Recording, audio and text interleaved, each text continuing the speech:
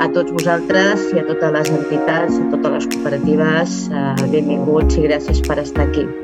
Avui ens porta en aquesta primera taula les qüestions socials com la sobirania alimentària, el dret a l'alimentació, la igualtat de gènere o la viabilitat de les petites produccions que s'han d'abordar i avaluar, entre altres motius, per la seva importància actual en les agendes polítiques, com ho estem veient en l'organisme de la FAO, de les Nacions Unides, o en l'àmbit climàtic d'aquesta crisi que estem tots immersos. Per això avui estem encara reunits en aquestes plataformes. És per aquest motiu que hem escollit aquest tema per la primera taula territorial de l'Ateneu Cooperatiu 2020-2021, també pel moment oportú amb el lideratge de la regió metropolitana, l'AMB i la ciutat de Barcelona entorn a la capitalitat de l'alimentació sostenible. A tots vosaltres, moltes gràcies per ser avui aquí i per compartir aquest espai amb la vostra visió i experiències que també tindrem en aquesta jornada. Moltes gràcies, Lourdes. Com bé deies, creiem que és un moment únic per utilitzar les polítiques públiques per ampliar la construcció d'aquesta cadena de valor, que és absolutament fonamental i que creiem que l'economia social hi té molt a dir. I, evidentment, no ho concebim d'una altra forma que amb un procés que ha de ser reflexiu, ha de ser participat i ha de ser intencionat. Clar, el nostre treball al voltant dels temes alimentaris, de les polítiques alimentàries, està focalitzat en el que li han dit la Carta Alimentària de la regió metropolitana de Barcelona. Quin és el canvi substancial que es produeix en aquesta nova etapa i en aquest nou pla estratègic? Doncs que el focus canvia per situar-se en la reducció de les desigualtats i de la segregació urbana. Òbviament posant al servei d'això el progrés social i econòmic, però el focus, pel que s'hauria d'avaluar el nou pla estratègic en el futur és per la seva capacitat d'incidir en la reducció de les desigualtats i de la segregació urbana. Òbviament, en el context d'emergència climàtica en el que estem i també, òbviament, hem hagut d'afegir aquesta cua del món post-Covid-19, que no sabem com serà, però que, evidentment, el que hem de treballar és per construir-lo de la manera que nosaltres vulguem que sigui o el més semblant possible. A nivell de relat també, quan des del projecte de la Capital Mundial parlem d'alimentació sostenible, doncs parlem d'una alimentació bona per a les persones, amb tot l'eix que té a veure amb la salut, no? I amb l'accés a informació per poder alimentar-se bé. Bona pels territoris vol dir que la sostenibilitat des del procés productiu, des de la distribució fins a la gestió dels residus, estigui present en tota la cadena alimentària, també des de la vessant comunitària de la gestió de la cadena alimentària i després que col·labori a la dinamització local, no? Mirat des d'un municipi com Barcelona, centre consumidor d'aliments, doncs el consum, la distribució i l'abastiment d'alimentació a la ciutat de Barcelona doncs té un paper clau en funció de com s'organitzi i es distribueixi el valor dins la cadena alimentària, tal com ho dèieu abans també en la introducció, en la dinamització econòmica local de tot el territori, no?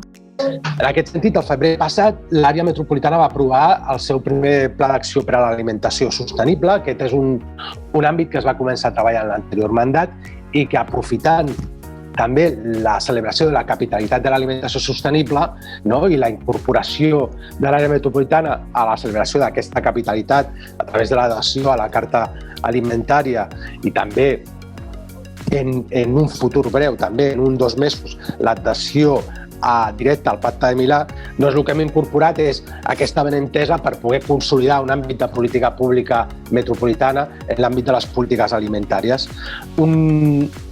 Un pla que es desenvolupa o que s'articula entorn a 7 eixos d'actuació i amb 32 accions específiques i que és un pla que està in progress, és a dir, no és tancat, que farem aquestes accions. Aquestes són les que estem desenvolupant en aquest moment, però que està viu principalment des de la perspectiva de que l'àrea metropolitana és una administració de segon nivell i que les primeres accions que tenim és impulsar i assistir als municipis que vulguin impulsar aquest àmbit d'acció, aquest àmbit de política pública en les seves organitzacions, assistir-los i fomentar, comptar amb el suport de la pròpia àrea metropolitana.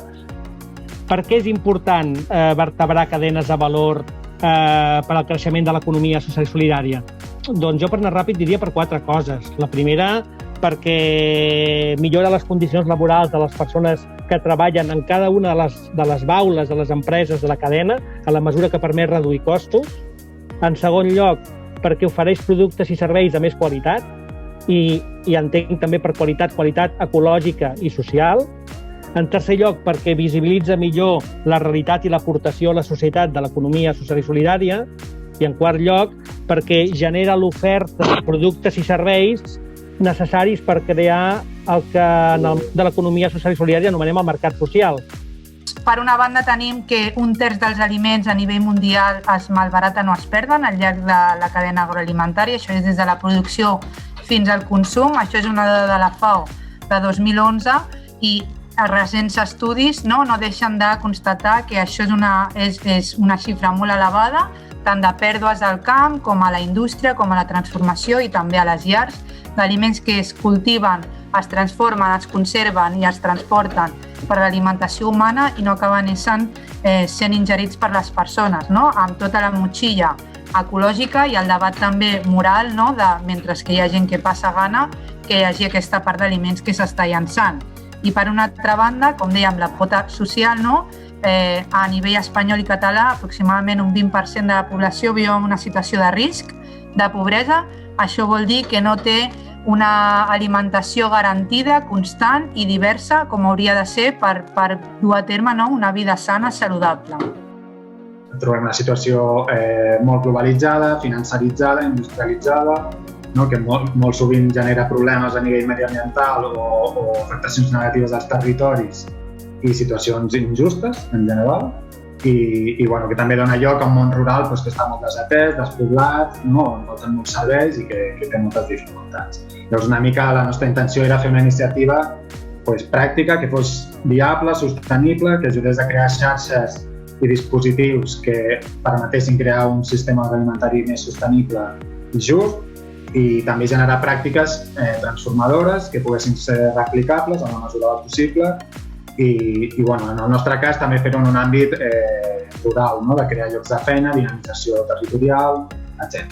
Fer front al despoblament, etc. Fa 2 anyets o així, la nostra obsessió ha començat a ser a reduir residus, la prevenció de residus.